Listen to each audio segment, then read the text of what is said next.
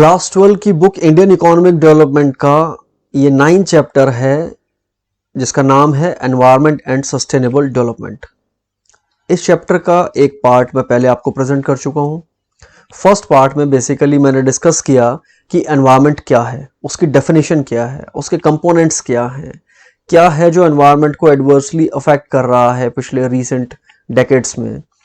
India में environment की situation किस प्रकार की है, और हमने देखा कि एनवायरनमेंट क्यों डिग्रेड हो रहा है, क्योंकि ग्रोथ के लिए एक रैपिड चेज है, रैपिड रेस है, हर कोई इकोनॉमिक ग्रोथ अचीव करना चाहता है। इस पार्ट में हम बात करेंगे कि ऐसा क्या हम करें कि ग्रोथ भी अचीव हो जाए और एनवायरनमेंट जो है वो भी एडवर्सली अफेक्ट ना हो, यानी उस पर कोई प्रतिकूल प्रभाव ना पड़े। तो बात करने वाले हैं हम सस्टेनेबल डेवलपमेंट की।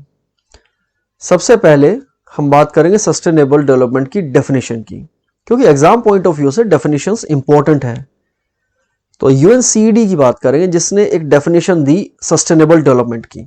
यूएनसीईडी की फुल फॉर्म आपको पता होनी चाहिए, United Nations conference on environment and development. ये आपको फुल फॉर्म पता होनी चाहिए। इसने डिफाइन किया कि डेवलपमेंट क्या है, बेसिकली ऐसा कौन सा डेवलपमेंट है जिसको सस्टेनेबल डेवलपमेंट कह सकते हैं। वो है कि जो नीड्स है ना, बेसिकली नीड्स की बात करता है, आवश्यकताओं की। कौन सी आवश्यकताएं? जो भावी पीढ़ियों की आवश्यकताएं हैं उनका भी ध्यान रखें, और वर्तमान पीढ़ी की जो आवश्यकताएं हैं, जो नीड्स हैं, वो भी सेटिस्फाई होती रहें। तो development that meets the need of the present generation without compromising the ability of the future generation, यानी भविष्य में भावी जो पीढ़ियां हैं उनकी भी नीड्स पूरी हो सके, वो अपनी नीड्स पूरी कर सके, उनकी भी क्षमता बनी रहे। तो ऐसा जो विकास होगा वो सस्टेनेबल डेवलपमेंट कहलाएगा यूएनसीडी के अकॉर्डिंग। और भी डेफिनेशंस आई हैं इसके ऊपर, और भी विचार व्यक्त किए गए हैं डिफरेंट ऑर्गेनाइजेशंस ने, डिफरेंट कमिटीज ने, डिफरेंट पर्संस ने। अगर हम बात करें एक रिपोर्ट जिसका टाइटल था आवर कॉमन फ्यूचर, तो हमारा सामान्य भविष्य, उसमें कहा गया कि सस्टेनेबल डेवलपमेंट क्या है बेसिकली। उसमें भी कहा गया basic needs of all and extending to all the opportunity to satisfy their aspiration for better life, यानी कि सबकी जो है आवश्यकताएं पूरी हो और साथ ही साथ सबको अवसर भी मिले। Subscribe the channel and press the notification button. अवसर किस चीज का? अवसर है बेटरमेंट इन लाइफ, क्योंकि हर कोई बेहतरी चाहता है ना अपने जीवन में, तो वो अवसर सबको मिले। अगर ऐसा विकास हम कर पा रहे हैं, जैसे ही इस प्रकार के विकास की बात होती है, तो दैट मीन्स कि जो वंचित वर्ग है, जो पुअर सेक्शंस हैं सोसाइटी के, उनके लिए कुछ स्पेशल प्रोविजंस होने चाहिए डेवलपमेंट प्रोसेस में। उसकी बात अब करेंगे हम। एडवर्ड बर्बियर हैं, उन्होंने भी डिफाइन किया सस्टेनेबल डेवलपमेंट को, और उन्होंने किस चीज पे फोकस किया? जो directly concern with increasing the material standard of poor. तो स्टैंडर्ड ऑफ लाइफ जो है वो पुअर पीपल का जिसमें बढ़ता हो, ग्रासरूट लेवल पे कोई काम ऐसा होता हो। और ये हम कैसे पहचान सकते हैं? इनकम इंक्रीज हो जाए, और रियल इनकम इंक्रीज हो जाए, एजुकेशनल सर्विसेज जो है इकोनॉमी में वो एक्सपेंड हो जाए, ज्यादा लोगों तक शिक्षा के अवसर, स्वास्थ्य के अवसर, ये और स्वच्छता के, पेयजल के, ये सारे जो अवसर हैं ये ज्यादा ज्यादा जो पॉपुलेशन है उस तक पहुंच पाए, तो वो सस्टेनेबल डेवलपमेंट है। तो देखा आपने, कहीं ना कहीं दो बातें जोड़ी जा रही हैं। एक तो ये कि वर्तमान पीढ़ी, भावी पीढ़ी। दूसरी बात कि गरीबों के लिए, निर्धनों के लिए, वंचितों के लिए, जो डिसएडवांटेज सेक्शन है ना, उसके लिए क्या किया जा रहा है। अगर उसके लिए नहीं किया जा रहा तो वो डेवलपमेंट सस्टेन नहीं कर पाएगा, वो ज्यादा समय तक नहीं टिक पाएगा, क्योंकि समाज का बड़ा जो भाग है ना, पॉपुलेशन का एक बड़ा हिस्सा, उसको इग्नोर करके अगर डेवलपमेंट हो रहा है तो वो सस्टेन नहीं कर पाएगा, ज्यादा दिन तक टिक नहीं पाएगा। इसके बाद में हम बात करते हैं ब्रुटलैंड कमीशन की। ब्रुटलैंड कमीशन क्या कहता है? वो भी भावी पीढ़ी की बात करता है, भावी पीढ़ी को संरक्षित करने पर बल दिया। और भी एनवायरमेंटलिस्ट हैं, वो भी एम्फेसाइज करते हैं कि ये मॉरल एब्लिगेशन है। मॉरल ऑब्लिगेशन से मतलब कि जो करंट जनरेशन है उसकी जिम्मेदारी है कि वो अर्थ को उस शेप में, उस फॉर्म में, यहाँ के एनवायरनमेंट को उस रूप में बनाए रखे जैसा उसको उसके पूर्वजों ने दिया है। हमारे पूर्वज अगर हमें एक अच्छी पृथ्वी देकर के गए हैं, एक अच्छा पर्यावरण देकर के गए हैं, तो हमारी ये नैतिक जिम्मेदारी बनती है कि ऐसा पर्यावरण हम अपनी भावी पीढ़ियों को भी दे करके जाएं, उसको नष्ट ना करें कि भावी पीढ़ियां जो हैं उनको एक खराब पर्यावरण मिल पाए। एडवर्ड बाबियर की तरह हरमन डेली जो है वो भी एक एनवायरमेंटलिस्ट और इकोनॉमिस्ट हुए हैं। इन्होंने बेसिकली सजेस्ट किया है कि क्या किया जाना चाहिए पूरी जो ग्लोब है उस पर जितनी कंट्रीज है सबको, जिससे कि जो डेवलपमेंट है वो सस्टेनेबल बन सके। तो पहली बात तो ये कि ह्यूमन पॉपुलेशन को ही कंट्रोल कर लो। यार पॉपुलेशन जब ज़्यादा बढ़ती है ना तो नेचुरली रिसोर्सेज के ऊपर प्रेशर तो बिल्डअप होगा ना। इंडिया में क्यों प्रॉब्लम है? क्योंकि यहाँ की पॉपुलेशन ही बहुत ज़्यादा है। कुछ एक कंट्रीज हैं जैसे ऑस्ट्रेलिया की अगर हम बात करें, बहुत थोड़ी सी पॉपुलेशन, इतनी बड़ी कंट्री है, तो वो रिसोर्स ज़्यादा भी एक्सट्रैक्ट कर लेंगे तो भी वो शायद कई सेंचुरीज तक वहाँ प्रॉब्लम नहीं होने वाली। टेक्नोलॉजिकल प्रोग्रेस इस तरह की हो कि इनपुट्स का एफिशिएंट यूज हो, कुशलतम प्रयोग होना चाहिए, कम से कम इनपुट का यूज करके ज्यादा से ज्यादा आउटपुट प्रोड्यूस कर सके, ताकि ह्यूमन वांट्स भी सेटिस्फाई हो जाए और रिसोर्सेज पे प्रेशर भी ज्यादा ना बने। उसके अलावा जो रिन्यूएबल रिसोर्सेज हैं उनका हमें ज़्यादा यूज़ करना चाहिए, लेकिन उनका भी यूज़ उतना किया जाना चाहिए जितनी स्पीड से वो रीजनरेट भी हो सके, उनका पुनरुत्पादन पुनर्जनन भी हो सके, उतनी ही दर से हमें उनका प्रयोग करना चाहिए। क्योंकि रिन्यूएबल है इसका मतलब ये नहीं है कि जितना मर्जी यूज़ कर लो। और नॉन रिन्यूएबल रिसोर्सेज जो हैं उनका रेट ऑफ डिप्लीशन जो है उनके क्रिएशन के रेट से कम रहना चाहिए, क्योंकि नॉन रिन्यूएबल सोर्सेज जो होते हैं वे बहुत समय लेते हैं बनने में। तो उनको हम बनने की जो उनकी गति है ना उससे कहीं बहुत ज़्यादा तेज़ी से अगर हमने उनका इस्तेमाल करना शुरू कर दिया तो ख़त्म हो जाएंगे। उसके अलावा inefficiencies arising out of pollution, pollution बहुत बड़ी समस्या पैदा करता है, हेल्थ हैजार्ड्स भी क्रिएट करता है।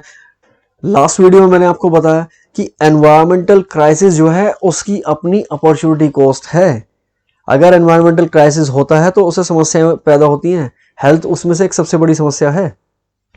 चलिए, तो अब हम बात करते हैं कि सस्टेनेबल डेवलपमेंट इंडिया में कैसे हो सकता है। ये 7 मेजर पॉइंट्स मैंने यहाँ पे दिए, थोड़ा सा फिर इनमें से मैं ज़्यादातर पॉइंट्स को मैं थोड़ा थोड़ा एक्सप्लेन कर दूंगा अब, लेकिन ये मेजर पॉइंट्स हैं। एग्जाम पॉइंट ऑफ व्यू से ये सबसे मेजर पॉइंट्स हैं जिनको आपको याद करना है। बहुत शॉर्ट में अगर कोई आपसे पूछे तो ये 7 में से आप पॉइंट्स 3-4 मेंशन कर दे, जितने मार्क्स का आपका क्वेश्चन आता है उस हिसाब से।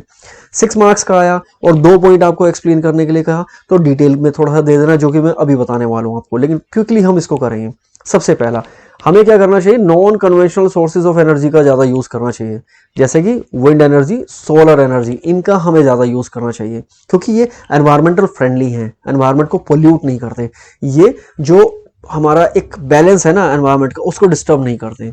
उसके अलावा क्लीनर फ्यूल्स जो हैं उनको यूज़ करना है, घरों में, सड़कों पे, जैसे सीएनजी, एलपीजी, गोबर गैस, इनका यूज़ करना है।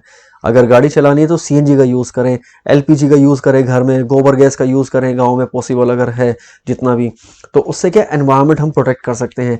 मिनी हाइडल प्लांट्स हमें बनाने चाहिए, क्योंकि बड़े बड़े हाइडल प्लांट्स जब भी बनाते हैं तो उससे क्या होता है, लार्ज स्केल पर माइग्रेशन होता है, लोगों को शिफ्ट करना पड़ता है, वहाँ की जो वनस्पति है वो नष्ट हो जाती है, वहाँ जो वन्य प्राणी जो है, जो एनिमल्स वहाँ रहते हैं वो सारे के सारे अफेक्ट होते हैं, उनको वहाँ से माइग्रेट होना पड़ता है। तो उसके क्या है, उसका एनवायरमेंटल जो कॉस्ट है ना उसकी ज़्यादा होती है लार्ज एक हाइडल प्रोजेक्ट की। तो छोटे बनाने चाहिए, छोटे छोटे, जहाँ छोटी सी स्ट्रीम हो वहीं पर एक बना दें। ट्रेडिशनल नॉलेज का हम ज़्यादा से ज़्यादा यूज़ करें। हमारी खासतौर पे अगर इंडिया की बात करें तो हमारा मेडिसिनल सिस्टम है जिसमें कि हम आयुष की जो पद्धतियां हैं वो हमारी हैं, उसमें आयुर्वेद है, योगा है, यूनानी है, सिद्ध है, होम्योपैथी है, नेचुरोपैथी है। ये 5-6 हैं जो आप हेल्थ वाले टॉपिक में पढ़ते हैं, तो इनका हम ज़्यादा यूज़ करें। क्योंकि एलोपैथिक मेडिसिन जो है वो लॉन्ग टर्म में हमारी बॉडी के लिए साइड इफ़ेक्ट्स लेकर के आती हैं।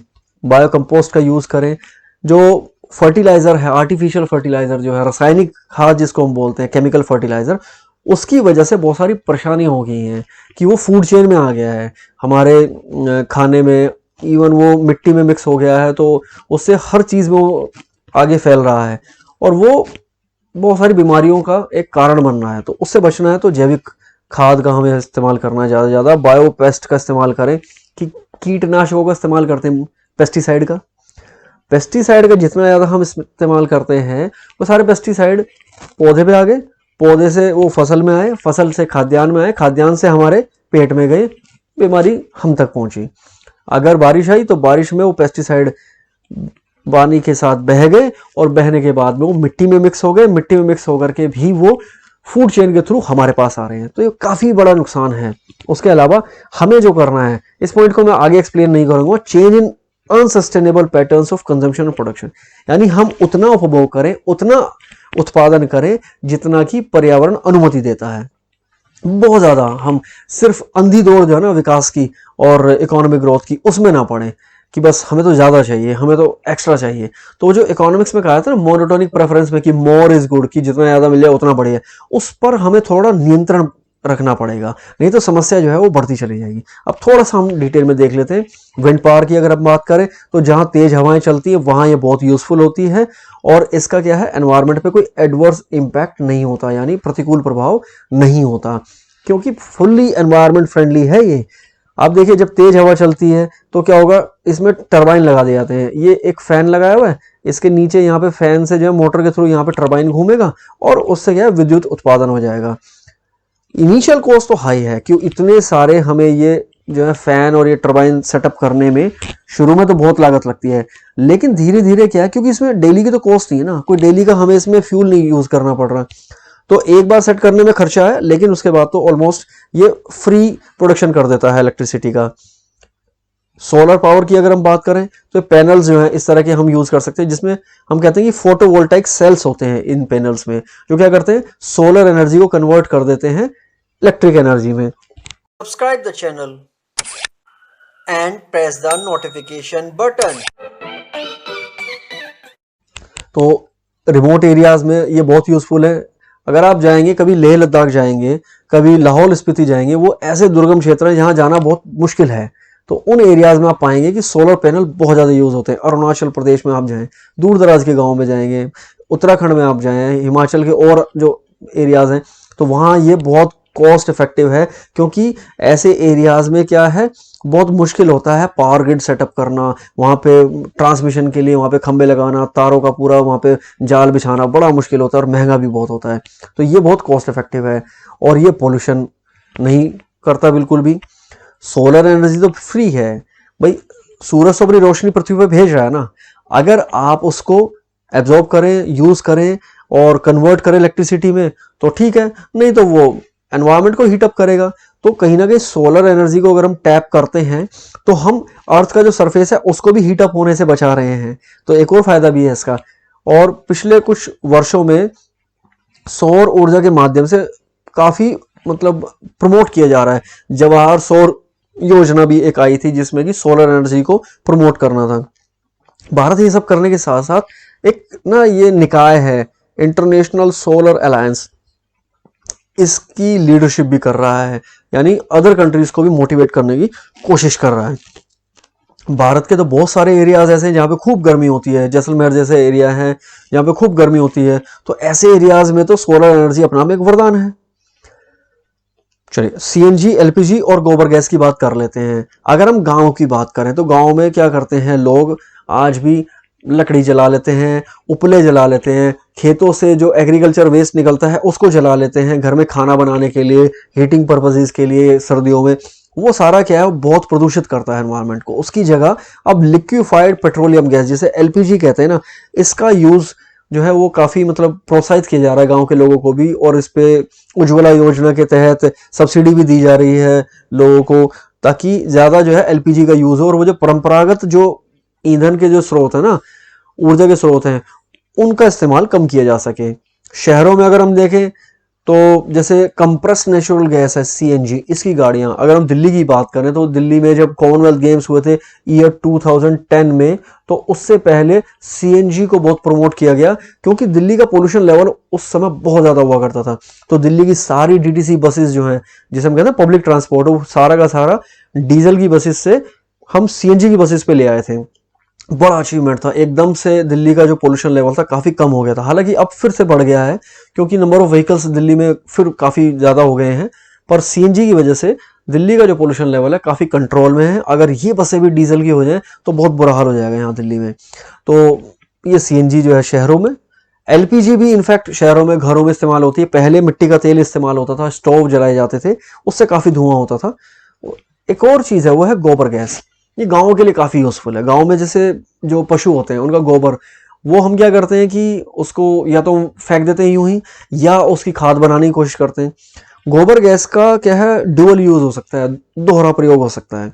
गोबर गैस से हम गोबर गैस प्लांट बनाएं और उस गोबर गैस प्लांट में हम क्या करें, उससे गोबर गैस जनरेट करें जो कि घर में, किचन में, मतलब हमारा जो फ्यूल की रिक्वायरमेंट है उसका काम कर देगा। और जो स्लरी बचती है गोबर गैस प्लांट में, यानी जो गोबर और पानी का जो मिक्सचर जो बाद में बचेगा, उसका इस्तेमाल हम खेतों में कर सकते हैं। अब बात करते हैं मिनी हाइडल प्लांट्स की। हालांकि थोड़ा मैंने बता दिया था कि बड़े बड़े हाइडल प्लांट्स जो होते हैं उनके एनवायरमेंटल कॉस्ट बहुत ज़्यादा होती हैं, उससे जो फॉरेस्ट लाइफ है वो काफ़ी एडवर्सली इफेक्ट होती है। यहाँ पे आप देख सकते हैं एक छोटा हाइडल प्लांट है, छोटा सा, ये एक मतलब ये पानी का स्रोत है। ऐसे पहाड़ों में आप देख सकते हैं कि कई जगह ना ज़मीन से पानी निकल रहा होता है जिसको चश्मा बोल देते हैं। और ऐसे छोटे छोटे जो पानी के स्रोत होते हैं, नाले जिसको हम कहते हैं, पहाड़ों में छोटे छोटे नाले होते हैं पानी के, वो सारे बाद में नदियों में मिल जाते हैं। ऐसे छोटे छोटे उन पे क्या हम हाइडल प्लांट्स बना सकते हैं। इनका फायदा क्या है, एनवायरमेंटल फ्रेंडली है, ईजी टू यूज है, लैंड यूज सिस्टम में कोई ज़्यादा प्रभाव नहीं आता, माइग्रेशन नहीं होता, वहाँ के वन्य प्राणी जो हैं उन पे कोई फर्क नहीं पड़ता, और ट्रांसमिशन कॉस्ट वगैरह का कोई चक्कर नहीं रहता। इसके अलावा ट्रेडिशनल नॉलेज के बारे में अगर हम बात करें, पहले गांव क्या है, अपने आप में एक इकोनॉमी हुआ करता था। गांव के लोग बाहर की जो चीजें हैं ना उन पर निर्भर नहीं करते थे, वो सारा हर तरह का प्रोडक्शन वहीं होता था।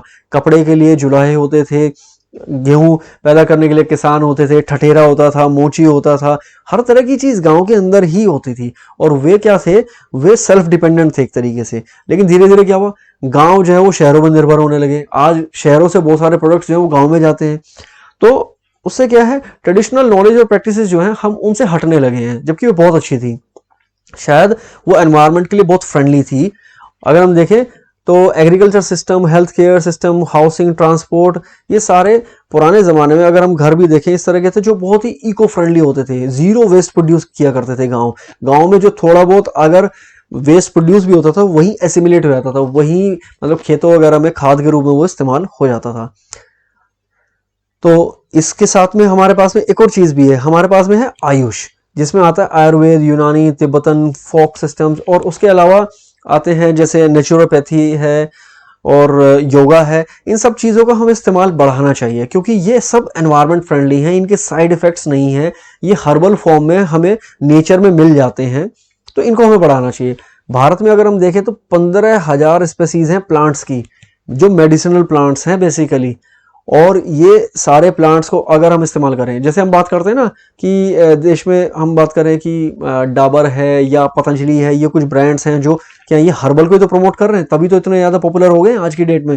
तो लोग कहीं ना कहीं थोड़ा अट्रैक्ट भी हो रहे हैं इसकी तरफ से। क्यों? क्योंकि जो वेस्टर्न सिस्टम है ना मेडिसिन का, उसके बहुत साइड इफेक्ट्स हैं, बहुत एलोपैथिक मेडिसिन के बहुत साइड इफेक्ट्स हैं, वो महंगी भी काफ़ी हैं।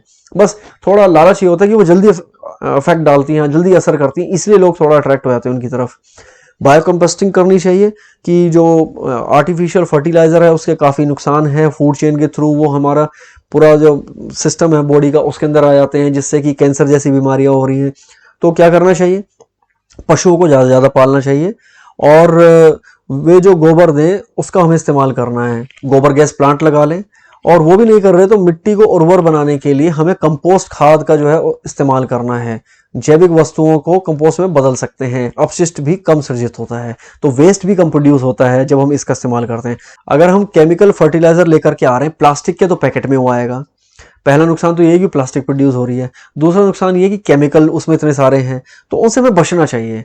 और काफ़ी किसान जो हैं वो अब कोशिश कर भी रहे हैं बायो कंपोस्ट को अपनाने की। इवन घरों में भी, दिल्ली में अगर आप देखें तो लोग क्या है, घरों में छोटे छोटे से अपने बायो कंपोस्ट प्लांट बना रहे हैं। बहुत सारे स्कूल्स में भी दिल्ली में बायो कंपोस्ट प्लांट लग चुके हैं, जो स्कूल को जीरो वेस्ट प्रोड्यूसिंग स्कूल बनाते हैं, कि उस स्कूल में कोई वेस्ट प्रोड्यूस ही नहीं होता। थोड़ा बहुत कागज वगैरह जो प्रोड्यूस होता है, पेड़ पौधों को पत्ते जो प्रोड्यूस होते हैं, उनको वहीं उसी कंपोस्ट प्लांट में डाल के और कंपोस्ट प्रोड्यूस कर दिया जाता है, जो वहीं की क्यारी में इस्तेमाल हो जाता है। और लास्ट में मैं एक बात करना चाहता हूँ बायोपेस्ट कंट्रोल के बारे में, कि पेस्टिसाइड भी क्यों इस्तेमाल करने हैं यार। नीम की पत्तियां इतनी कड़वी होती हैं, उसको दवाई के रूप में इस्तेमाल करते हैं, तो उसी से हम पेस्टिसाइड भी इस्तेमाल करके देखें ना। तो नीम से हम क्या है, बेसिकली एक जैविक कीट नियंत्रण हम कोशिश कर सकते हैं। जितना ज़्यादा हम केमिकल फर्टिलाइजर्स यूज़ करेंगे, जितना पेस्टिसाइड्स हम यूज़ करें वो कहाँ पेड़ पौधों और पशुओं से होता हुआ हमारे ही भीतर जाएगा, दूध में, मीट में, मछली में। पेस्टिसाइड्स के छिड़काव की वजह से जलाशय, भूतल जल प्रणाली, ये सब तो ये सारे के सारे तो दूषित हो गए हैं, और वो जो प्रदूषण है वो हमारे शरीर में ही आएगा लौट करके। ऐसा नहीं है कि हम बच जाएंगे। अगर हमने पर्यावरण को नष्ट किया तो उसका प्रभाव हमारे ऊपर भी आना है, क्योंकि हम भी पर्यावरण के ऊपर ही निर्भर हैं, हम भी कंप्लीटली डिपेंडेंट हैं एनवायरनमेंट के ऊपर। तो हमें पेस्टिसाइड का यूज़ कम करना है, और नीम की जो पत्तियां हैं उससे बने हुए जो हमारे कीटनाशक हैं उनका प्रयोग करना है। उसके अलावा कुछ ऐसे ना बर्ड्स होते हैं, कुछ ऐसे एनिमल्स होते हैं जो क्या है, स्कैवेंजर भी कहते हैं हम जिनको, जैसे हम बात करें कौवे की बात करें, हम वल्चर्स की बात करें, ईगल्स की बात करें, हम स्नेक्स की बात करें, तो ये बहुत सारे ऐसे हैं जो कीड़ों को या ऐसी चीज़ों को जो फसलों को नष्ट करने वाले हैं उनको ये ख़त्म करते हैं। तो ऐसी चीज़ों का इस्तेमाल हमें ज़्यादा करना है, ताकि हम अपनी लाइफ को भी बचाएं, हम पर्यावरण को भी बचाएं, और आने वाली जो पीढ़ियां हैं। ये वीडियो यहीं समाप्त करता हूं। I hope this video has been useful for you. Thank you so much for attending this, and do like this video if it has been useful for you. Bye bye, take care.